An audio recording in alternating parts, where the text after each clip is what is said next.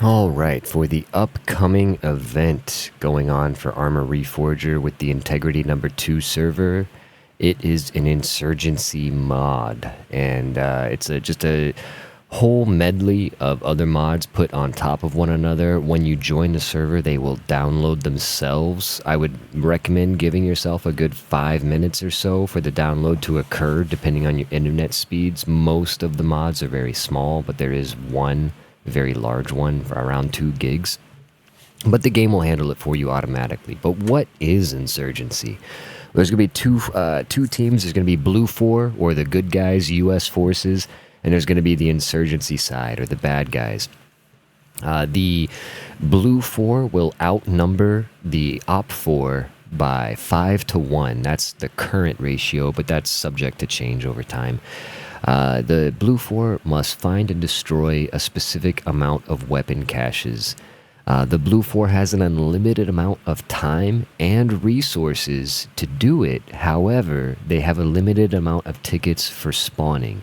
Each death costs them 3 tickets. There are civilians everywhere on the map. There's about 2,000 of them. Killing a civilian is going to cost you 10 tickets. Now, those numbers are also in flux all the time, but the general principle is it's about 3 deaths is still more efficient than 1 mistake. So almost all the civilians have weapons, and people will mistakenly shoot them all the time, but it is not illegal to have a weapon.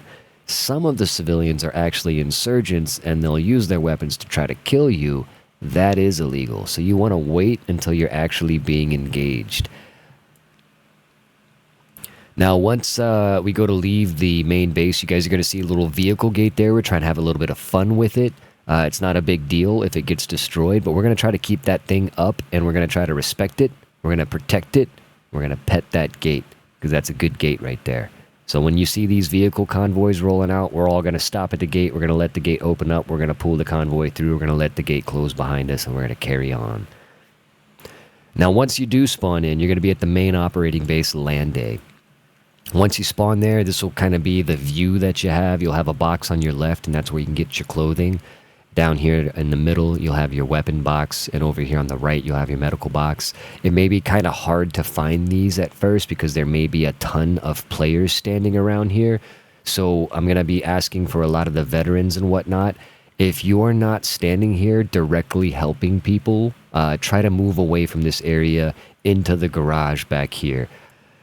Now, once you're done at that arsenal area and you've got, your kits all selected and everything, that is when we're going to head to the garage and briefing staging area. This was the old office up here in the top right. You can see it got a little cramped as we got more people packed in there. So we started moving everything into the garage where we can start to stage vehicles. We'll be putting helicopters up on top of the roof for you guys. And we'll be cooking up some plans in here, kind of drawing on the map a little bit and giving everybody a chance to speak before we mount up into the convoys and roll out in a large force. If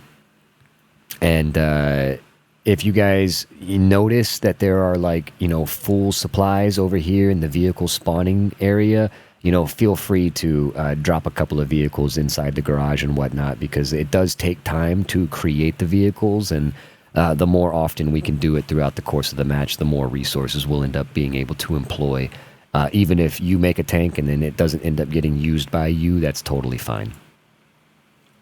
Now, when you're building your kits, just a couple things to focus on. If you're going to run medical, we consider anybody that is medical to be carrying the medical kit. If you just have bandages and saline and stuff like that, we kind of expect everybody to carry a little bit of bandage and maybe 1 saline and some morphine and stuff like that to take care of yourselves and maybe 1 other person. The medic carries the kit so they can take care of everybody. The Recon Overwatch style kit, this is going to be more like your snipers and your long range kits.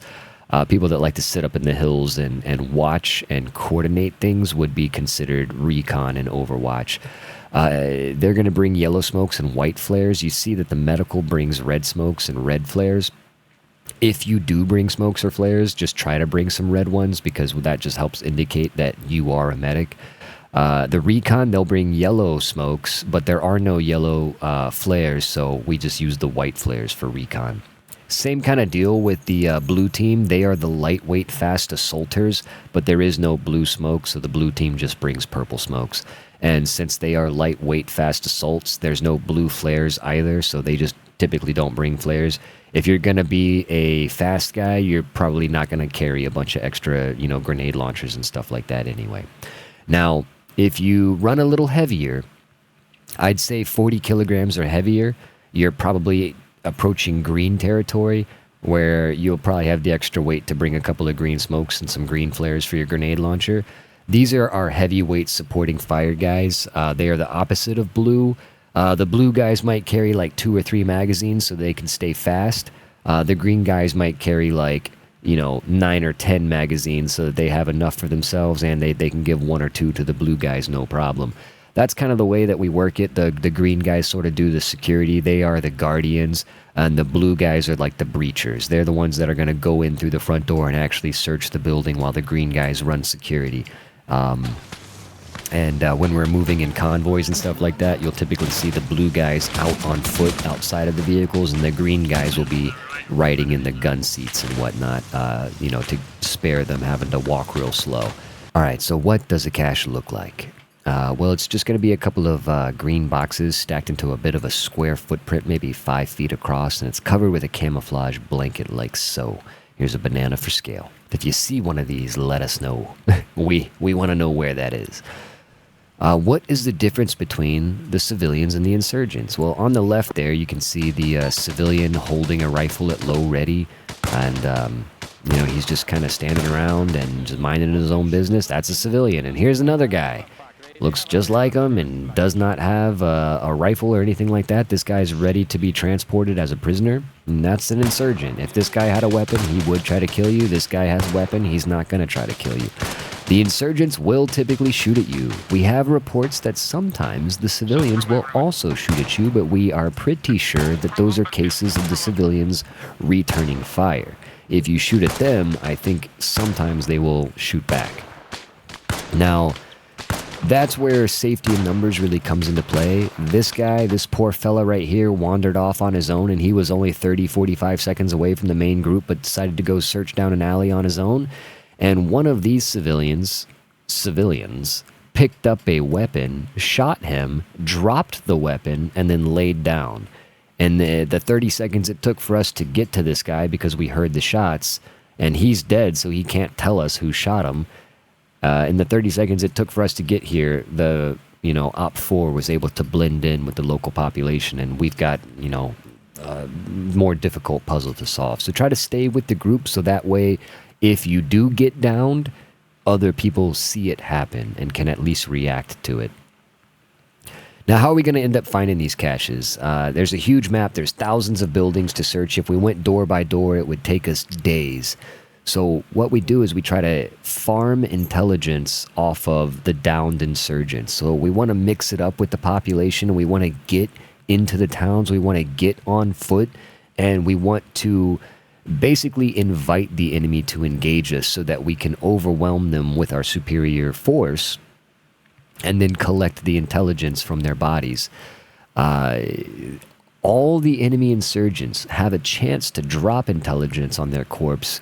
However, the human insurgents have a way higher chance than the AI.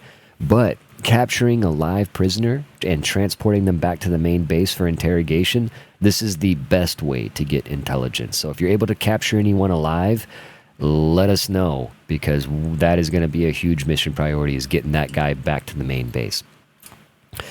Now, as more intel is found and stacked up on the map, we're going to get more and more of those green little question marks scattering across the map, and they'll have smaller distances associated with them.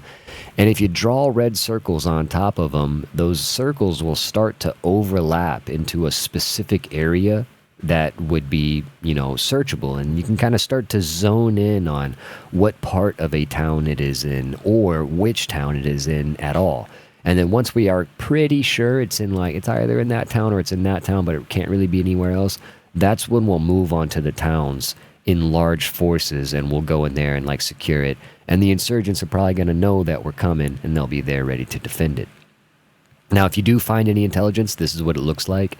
These little red documents. All you got to do is just pick them up and put them into your inventory and hold on to them for a few minutes without dying, and you'll decode the intelligence, and the question marks will automatically appear on the map.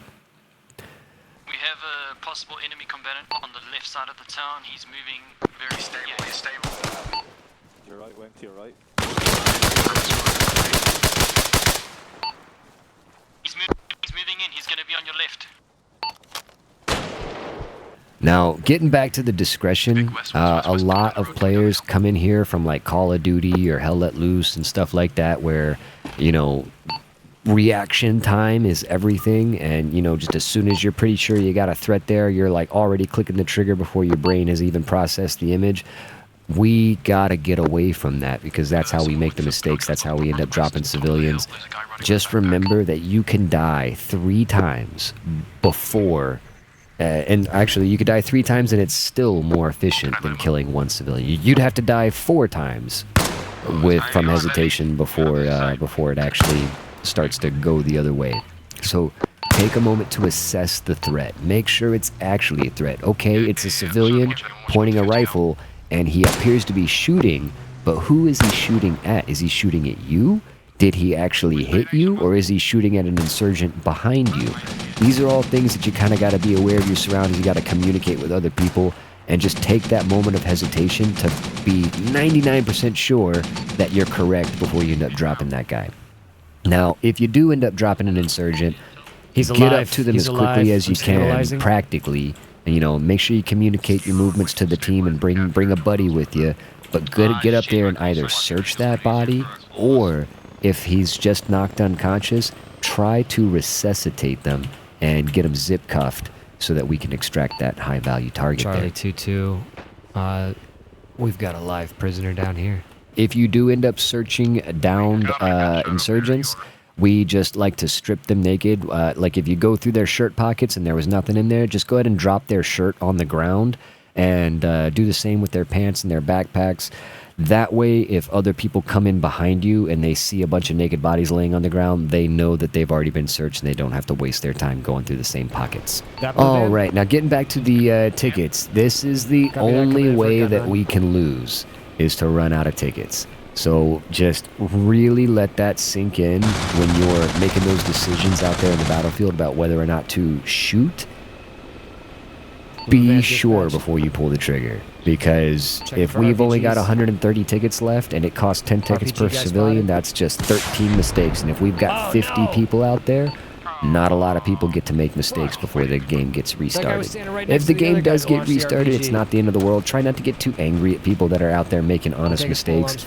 It really isn't that big of a deal. All that happens is the server restarts, and we all get a chance to start fresh and even get a new team of insurgents and stuff like that selected. So just because the restart occurs does not mean that the event is over. We will continue playing until people get too tired or too hungry or too bored. Now, in that regard, you can expect some pretty long matches. You could take as many breaks as you need. Log off to eat dinner, come back and rejoin us if you feel like it, but real life comes first. It's totally okay if you're late to the event, if you don't stay until the end. It's okay if you miss some stuff. It doesn't really matter who wins or loses. So don't feel like you're missing out on anything. We'll be doing plenty of this stuff, and you can always take a break and come back and join us later. If it's just a short little break, what we've been doing is we've been having guys either sit down or leave themselves in a push-up position. You press F1 and then choose one of the emotes, and that'll leave your character like permanently doing push-ups or permanently sitting down like this. And it's just a very clear, passive way to sort of indicate to others that you're not there. So that way, if a Humvee rolls up to you and tries to pick you up, and it's like 5 dudes in a Humvee, like, hey man, get in, like, come on, we gotta go, we're being shot at, like, let's go, you're gonna die. If you're sitting there on the ground, they know that you're not gonna get in, and they can drive off and obviously leave you there, but maybe save themselves in the process. But if we are staging in the garage area and we're about to go out on a mission and you need to take like a little bathroom break before we hit the road, put yourself inside one of the vehicles. That way, if we do leave with the vehicles, you don't get left back here in the garage. So take your AFKs inside the vehicles if you're in a garage, or we're on like a vehicular patrol.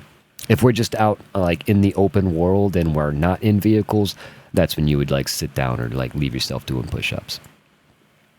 When it comes to finally getting enough intelligence that we have a pretty good idea of which towns or town the cache actually is in, we'll start going there with more search-heavy kits, and we'll start going door to door. With 50 people searching one town, it becomes a problem that people don't know what has been searched already, so you know, the second guy comes along and searches the house and then leaves, and then the third guy comes along and searches the same house and leaves, and, you know, ad infinitum, right? So in order to avoid everyone backtracking over everyone else's steps, what we've been doing is just leaving little flags or leaving little zip cuffs at the front door, and also marking on the map things that have been searched. And this makes it visually very easy to tell if a building has been cleared or not. So if you do see those things out there in the world, that's what they mean, and you guys can feel free to participate in that system as much as you want. But it is a huge time saver. Oh shit! Way to bring him right to the mission planning room. Perfect. Where's the operational security? Well done. Oh wait, Go check that. There's a Chinook waiting for you out there. there's a Chinook. Oh hell yeah! Everybody to the Chinook. Fuck the plan. Fuck the plan. Get to the Chinook. Fuck the plan. Oh wait, you're flying. I'm in the Cobra. What? No. What? And then the last slide here is probably the most important. Just remember to have fun. It does not matter who wins or loses.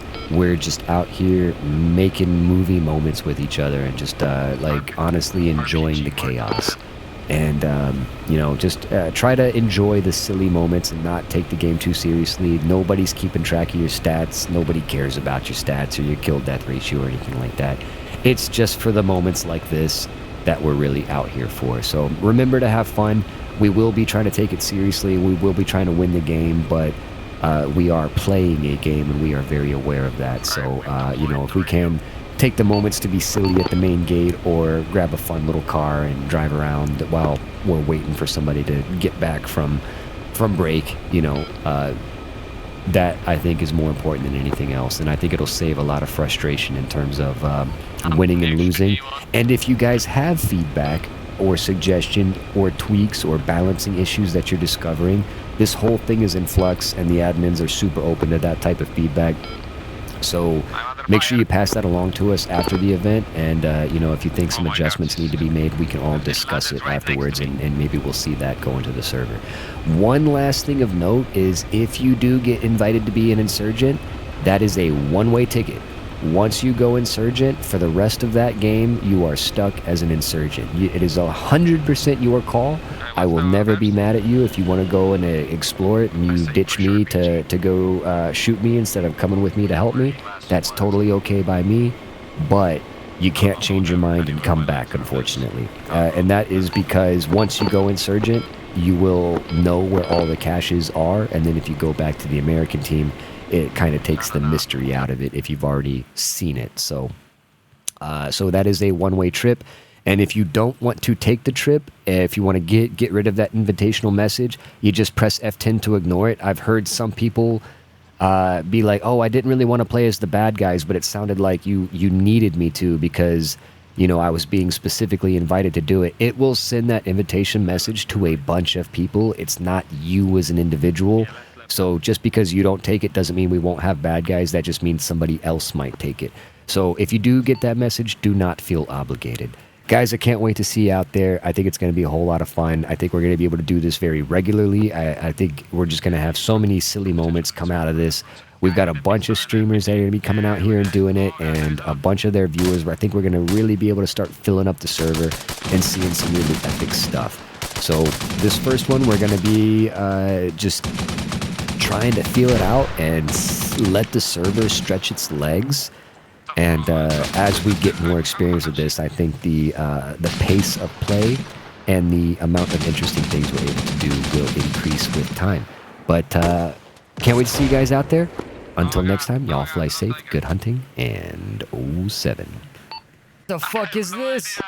I have no idea who's a civilian, who is not. What do we do? What do we do? Oh, they're in there! Police!